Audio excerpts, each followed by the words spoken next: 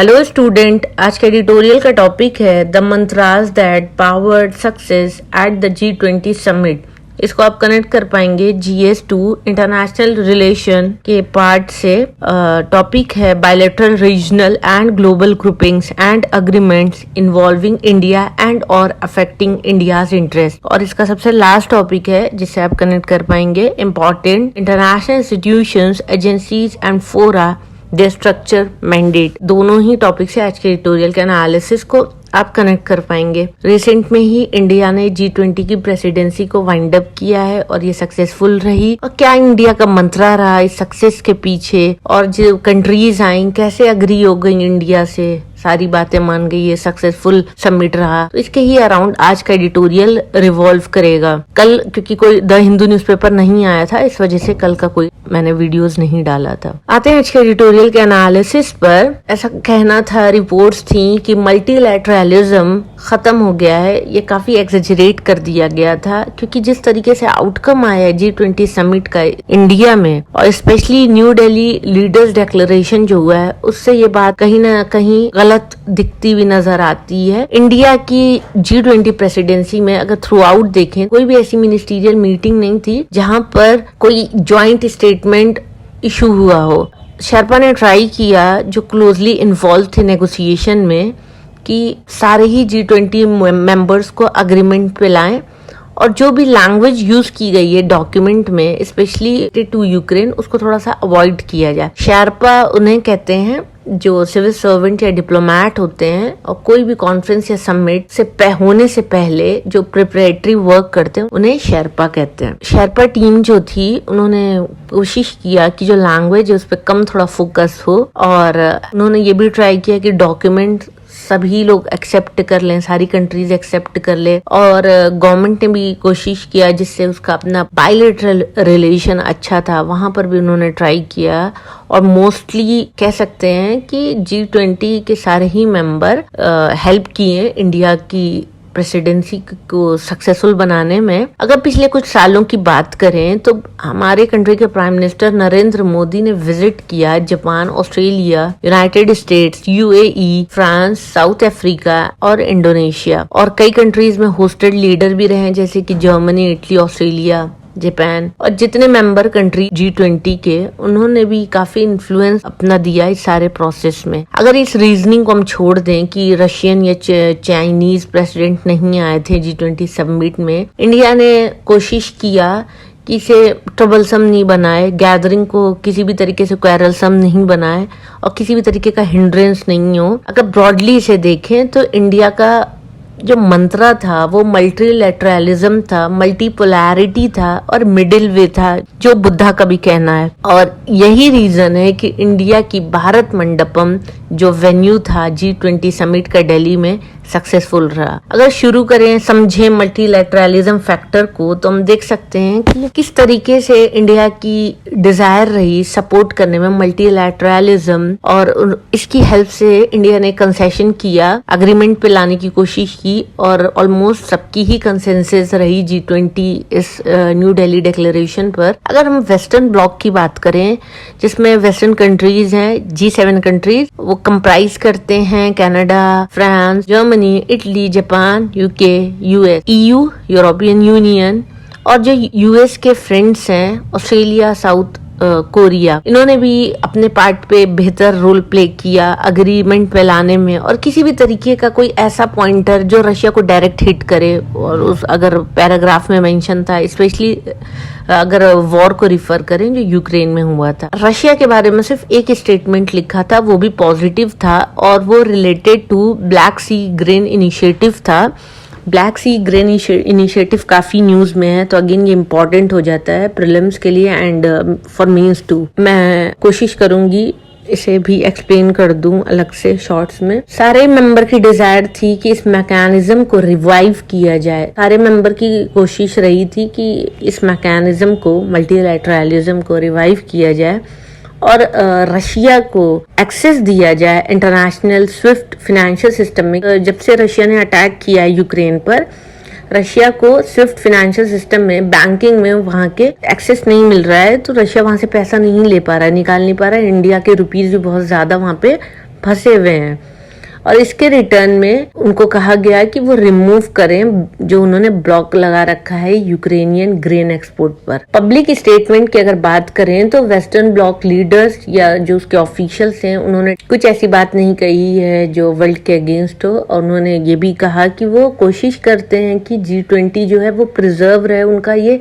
Top most priority है उनकी। कैमरे की बात अगर छोड़े तो अकेले में भी जो उनकी चॉइसेस रही हैं वो यही रही है कि अग्री हो जाए ये स्टेटमेंट, और उन्होंने कहा कि लास्ट फाइनल आवर में उनको समिट से पहले उन्हें साइन करने के लिए मिला, जहां पर उन्होंने साइन किया, अपना अग्रीमेंट दिया और उनके पास कोई चॉइस नहीं थी कि वो अग्री करें या नहीं करें, क्योंकि एट द लास्ट मोमेंट वो अगर नहीं करते तो G20 प्रोसेस की डेथ हो जाती। इस वजह से उन्होंने साइन करना बेहतर समझा। क्या इसमें कोई ज्वाइंट डिक्लेरेशन नहीं थी? क्वेश्चन अब इंडिया की लीडरशिप पे आता है कि किस तरीके से इसने किया।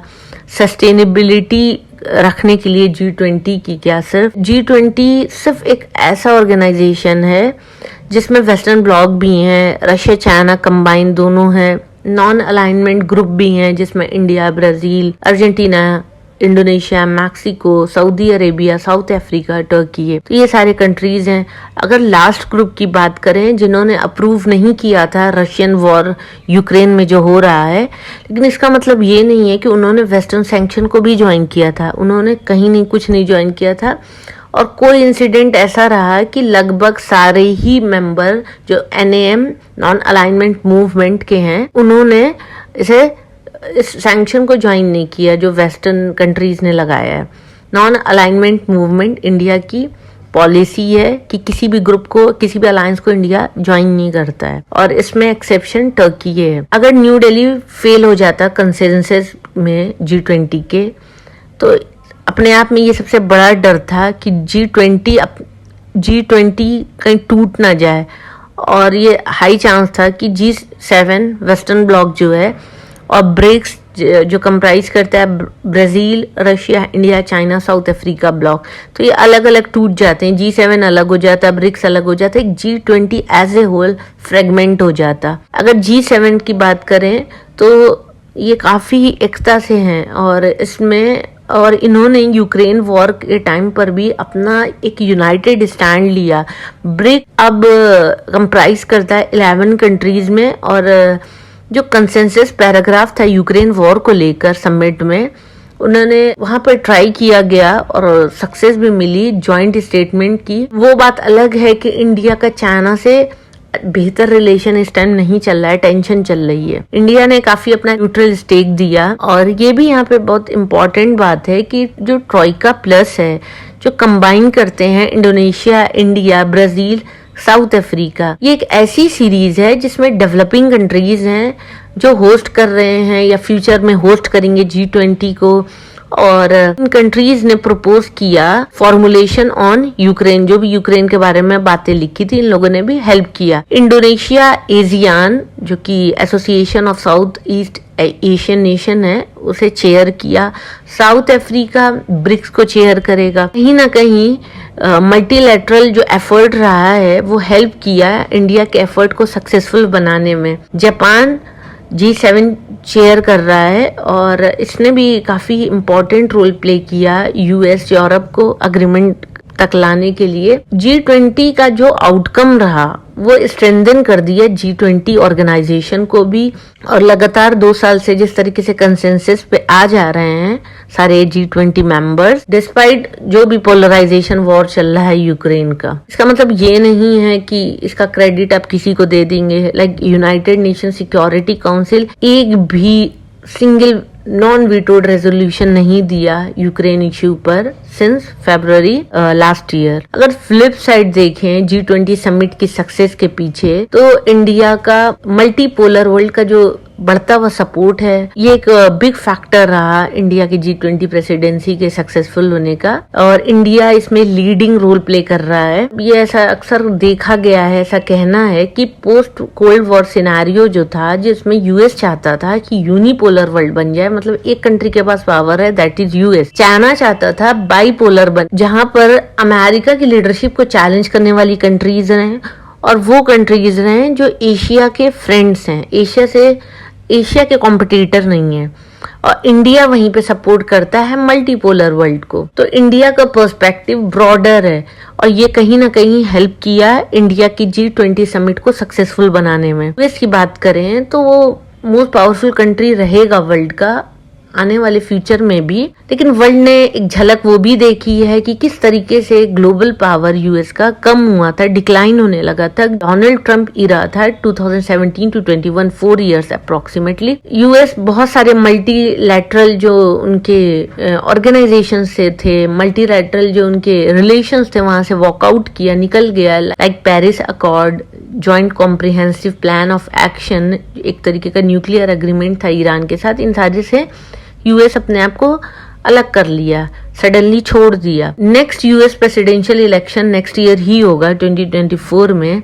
जिसमें मिस्टर ट्रम्प भी कंटेंडर होंगे। अब देखते हैं कि वॉशिंगटन किस तरीके से फिर फ्यूचर में प्रोसीड करता है। चाइना का एक अच्छा खासा राइज रहा है पिछले 1990s और 2010-20 इयर्स में, और चाइना को एक पॉसिबल राइवल की तरह से देख सकते हैं यूएस का। बीजिंग 10th एनिवर्सरी मनाएगा बेल्ट एंड रोड इनिशिएटिव का और एक ग्रैंड इवेंट इसने सेट कर रखा है अक्टूबर के लिए। चाइना ने लगभग $1 ट्रिलियन स्पेंड किया है इंफ्रास्ट्रक्चर प्रोजेक्ट्स पर और काफी कंट्रीज के साथ इन्होंने टाई अप किया है। वो लगभग 90 कंट्रीज हैं और इससे अच्छा खासा इन्फ्लुएंस चाइना ने डाला है मेजर वर्ल्ड के पार्ट्स पर। लेकिन इन सारी चीजों के साथ डिस्कम्फर्ट भी स्प्रेड कर रहा है चाइना, और इसके साथ चाइना की जो गुडविल है वो भी गिरती जा रही है। जिस तरीके से उसने एक्शन लिया कोविड-19 पैंडेमिक के टाइम पर अपने कंट्री के लोगों के साथ, और जिस तरीके से उसकी डिसेप्टिव फाइनेंसिंग पॉलिसी है स्मॉल कंट्रीज को लेकर, जिसे प्रेडेटरी फाइनेंसिंग भी कहते हैं, और जिस तरीके का चाइना का अग्रेशन रहा है अपनी नेबर कंट्रीज को लेकर, जैसे वो ट्रांसग्रेस कर देता है, बाउंड्री घुस जाता है दूसरी कंट्रीज में इंक्लूडिंग इंडिया। ज्योग्राफिकल टर्म की अगर बात करें तो थर्ड पोल में हिंदू कुछ हिमालयन रीजन आते हैं, अपर साउथ एशिया आता है और एक लार्जेस्ट वॉल्यूम ऑफ आइस और snow outside of North and South poles आते हैं। डेवलपमेंट इकोनॉमिक्स की अगर बात करें तो ये क्लियर है कि ग्लोबल साउथ को एक थर्ड पोल की तरह देखा जा रहा है। बहुत से ग्लोबल पावर इसे कहते हैं कि इसकी वर्थ है। अगर ग्लोबल साउथ की बात करें तो इसमें लगभग 125 कंट्रीज हैं। शायद इसकी वेल्थ अभी नॉर्थ के साथ कंपेयर नहीं कर सकते हैं, लेकिन ये इसकी जो वॉइस है वो लगभग बढ़ती जा रही है और ऐसी हो रही कि लोग इसे सुने, वर्ल्ड इसे सुने। एक ऐसी आवाज इसको प्रायोरिटी पे रखा जाए ग्लोबल फोरम इश्यूज में, जैसे कि development, climate change, health, digital divide. Digital divide वो होता है कि कहीं पे किसी को पूरी एक्सेस मिल रही है, इंटरनेट की सारी फैसिलिटीज अवेलेबल है, और कहीं पे कुछ इंटरनेट का नाम और निशान नहीं है, तो ये एक डिजिटल डिवाइड हो गया। इंडिया चैंपियन कर रहा है ग्लोबल साउथ में, और अभी जैसे कि AU ज्वाइन किया है G20 को, जिसमें 55 नेशंस हैं अफ्रीका के, तो इससे भी हेल्प मिली इंडिया को एक डिजायर्ड आउटकम की G20 से। यहाँ पे एक और इम्पॉर्टेंट बात है ध्यान देने की कि रीजनल ऑर्गेनाइजेशन जो है, मल्टीलैटरल फोरा लाइक EU और AU के बाद, EU means European union and AU means African union, अब एशियान का टर्न है, और community of Latin America and Caribbean states CELAC ये भी चाह रहे हैं G20 में अपनी मेंबरशिप। तो इंडिया के लिए ये काफ़ी पॉजिटिव साइन है।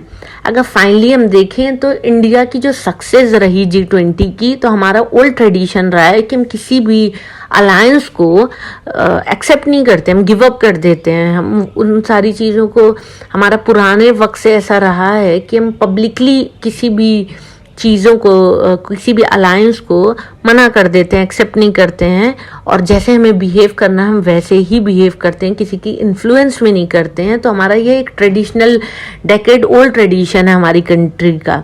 और इंडिया का मिडिल पाथ किसी भी ग्लोबल डिस्कॉर्ड में, किसी भी लड़ाई में, जैसे कि यूक्रेन और रशिया का रहा है, इंडिया ने बहुत अच्छा यहाँ पे बैलेंस किया। का मतलब ये भी है कि हम कहीं किसी जगहों पे कॉम्प्रोमाइज कर लेते हैं। इंडियन गवर्नमेंट मना कर दी क्रिटिसाइज करने से या कट ऑफ करने से जो भी उसका रशिया से टाइज था। और दूसरी जगह पे देखें तो इंडिया ने यूक्रेन के प्रेसिडेंट को इनवाइट किया, जेलेंस्की आए, एड्रेस किए G20 में। तो इन सारी चीजों से इंडिया की जो पोजीशन है और बेहतर हो रही है। इंडिया एक अच्छा बैलेंस बना रहा है ग्लोबल साउथ, नॉर्थ और ईस्ट और वेस्ट में। इंडिया का जो अभी ब्रिजिंग रोल है, जो गैप है उसे फिल करने का जो रोल है, वो बहुत जरूरी है आज के वक्त पे, जहां पर ग्लोबल पोलराइजेशन काफी तेजी से बढ़ रहा है। अगर हम इस बात को याद करें जो UN सेक्रेटरी जनरल एंटोनियो ने कही थी दिल्ली समिट में कि इंडीड हम सारे ही लोग ग्लोबल फैमिली मेंबर्स हैं और आज हम रिजेंबल कर रहे हैं रादर देन डिसफंक्शनल वन। तो G20 कहीं ना कहीं अभी भी जिंदा है। इंडिया ने इसे जिंदा रखा है। इंडिया के एफर्ट्स ने, मल्टीलेटरल, मल्टीपोलर, इंडिया के कॉम्प्रोमाइज, इंडिया के मिडिल पाथ ने हेल्प किया। इन सारे रीजंस की वजह से G20 समिट जो इंडिया में हुआ, न्यू दिल्ली डिक्लेरेशन, वो सक्सेसफुल रहा। तो ये था आज का एडिटोरियल का एनालिसिस।